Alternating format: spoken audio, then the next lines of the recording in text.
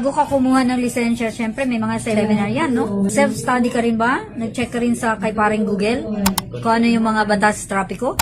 Are you aware o doon sa Seatbelt Act, Republic Act 8750? Ayon sa Republic Act 8750, ang mga bata ay dapat nakaupo sa aprobadong child restraint. Hindi kahit ano lang mabili mo sa Shopee. Okay na, dapat standard. Kung sila ay, letter A, 10 taong gulang, letter B, 6 na taong gulang at pababa.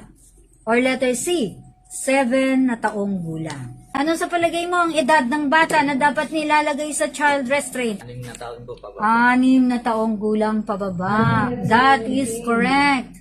Pero bakit hanggang ngayon nakakakita tayo? Magulang, kandong-kandong. Naka-seatbelt naman kami, ma'am. Pag hinuli, pero bawal yun. Dalawa kayo, kandong mo siya, tapos naka-seatbelt kayong dalawa, bawal siya.